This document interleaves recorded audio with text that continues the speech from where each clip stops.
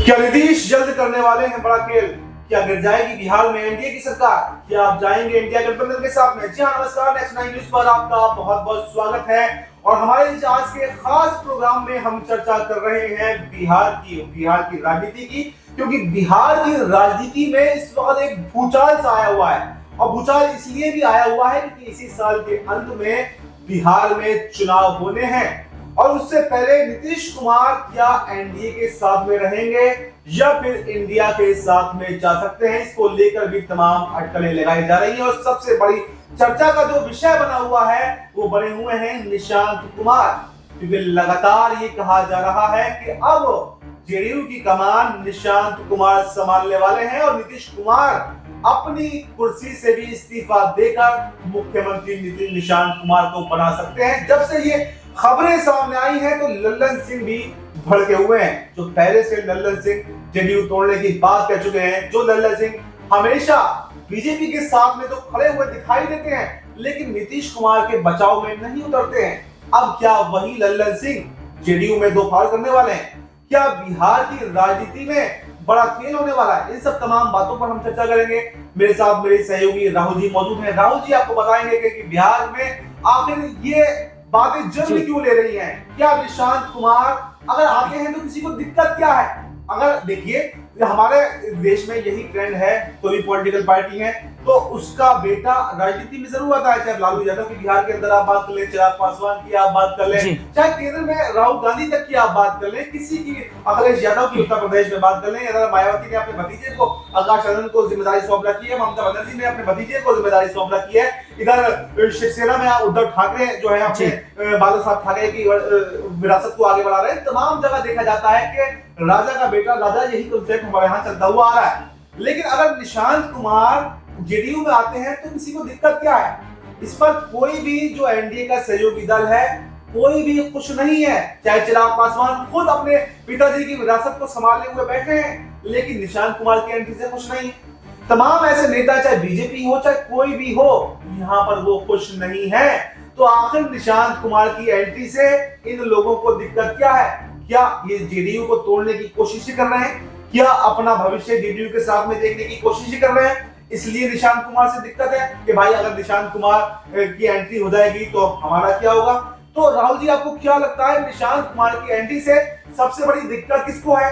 और निशांत कुमार अगर आते हैं जेडीयू की कमान संभालते हैं तो किस किस की यहाँ पर छुट्टी होने वाली है? देखिए अब्बास भाई, जिस तरीके की तस्वीर इस वक्त बिहार में नजर आ रही है वो ये जाहिर तौर पर बता रही कि नीतीश कोई बड़ा खेल करने जा रहे हैं, क्योंकि हाल ही में प्रधानमंत्री नरेंद्र मोदी और शरद पवार की जो मुलाकात हुई है उस मुलाकात के बाद बिहार में जो निशांत कुमार के पोस्टर लगे वे पोस्टर ऐसे नहीं है। और ये भी देखा जा रहा है कि हो सकता है कि नीतीश आरजेडी की तरफ भी चले जाएं, क्योंकि लालू प्रसाद यादव ये बात पहले ही कह चुके हैं कि नीतीश कुमार के लिए हमारे दरवाजे खुले हुए। अब सबसे बड़ी बात है कि आखिरकार क्यों दिक्कत हो रही है? दिक्कत किसे हो रही है? लल्लन सिंह को हो रही है। लल्लन सिंह को इसलिए दिक्कत हो रही है वे नहीं चाहते कि निशांत को पार्टी की कमान सौंपी जाए। ये देखा जा रहा है कि देखिए इसको समझने के लिए थोड़ा महाराष्ट्र को समझना पड़ेगा, क्योंकि महाराष्ट्र में एकनाथ शिंदे सबसे करीबी उद्धव ठाकरे के थे और यही वही एकनाथ शिंदे जिन्होंने पार्टी का सिंबल तक जो है उद्धव ठाकरे से छीन लिया, क्योंकि ये बात नहीं पचा पा रहे थे शिंदे कि उन्हें सीएम नहीं बनाया गया।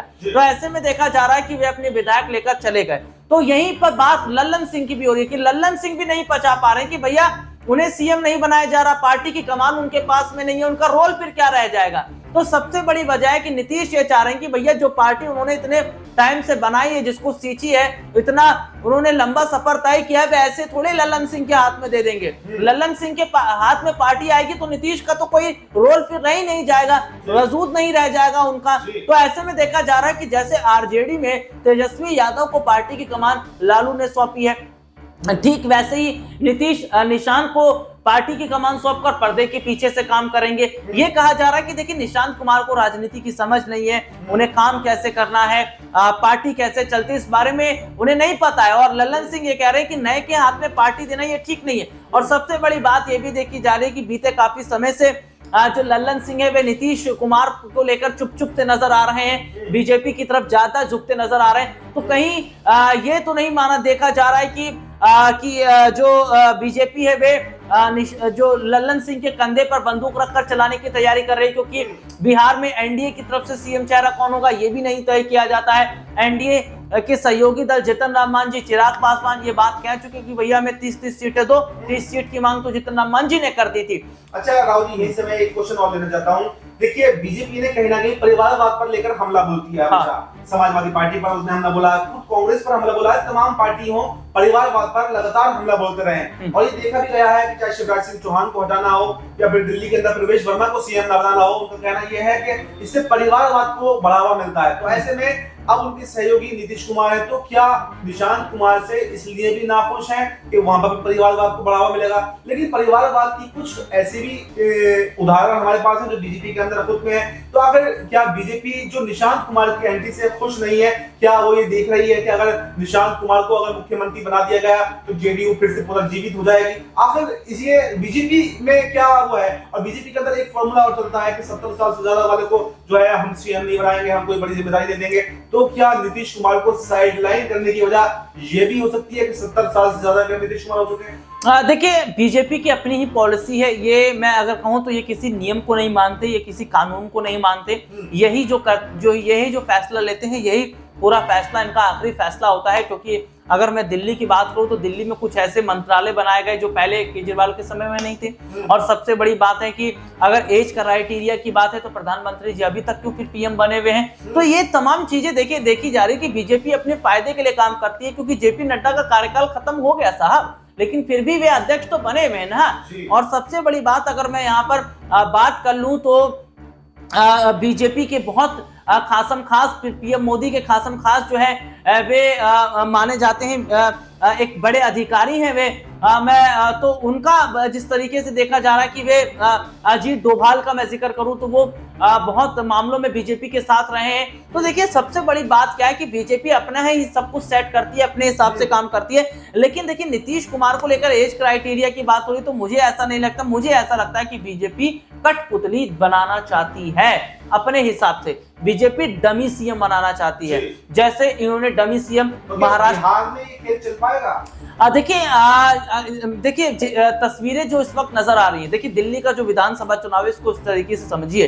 क्योंकि 27 साल का जी, मैं बिल्कुल इसको शॉर्ट में बोलूंगा, 27 साल का वनवास इन्होंने दिल्ली में खत्म किया और बहुत मुश्किल लग रहा था दिल्ली में बीजेपी की वापसी, लेकिन उन्होंने की। यानी कि जनता का आंख बंद करके सपोर्ट बीजेपी को। और कोई बड़ी बात नहीं कि बिहार में भी अगर ये कुछ ऐसा करते हैं तो सीटें अगर ज्यादा निकाले जाते हैं तो यहाँ पर नीतीश का रोल फिर खत्म हो जाएगा। तो देखिए, बिल्कुल विस्तार से हमारे सहयोगी ने आपको बताया कि नीतीश कुमार को या निशांत कुमार को जो इग्नोर किया जा रहा है वो आखिर क्यों किया जा रहा है? क्योंकि लल्लन सिंह को अब कब्जे में बीजेपी ले चुकी है और उनके माध्यम से जेडीयू को तोड़ने की कोशिश कर रही है। क्योंकि नीतीश कुमार को साइडलाइन बीजेपी करना चाहती है, क्योंकि पहले भी नीतीश कुमार बीजेपी से बगावत कर चुके हैं और बीजेपी नहीं चाहती कि उनके साथ में कोई बगावत दोबारा से देखी जाए। तो ऐसे में बीजेपी अपना ही सीएम जो है यहाँ पर बनाने की फिराक में लगी हुई है। क्योंकि महाराष्ट्र में भी बीजेपी ने ऐसा किया था, भले ही चुनाव गठबंधन में लड़ा था, लेकिन उसके बाद में रातों रात कैसे अपना सीएम बनाया और वहां पर एकनाथ शिंदे को साइडलाइन कर दिया। तो यही फॉर्मूला बिहार में भी लागू हो सकता है। तो फिलहाल इस प्रोग्राम में इस पर आपको क्या कुछ कहना है, कमेंट बॉक्स में अपनी राय जरूर दें। देश दुनिया की तमाम बड़ी खबरों के लिए देखते रहें नेक्स्ट 9 न्यूज़।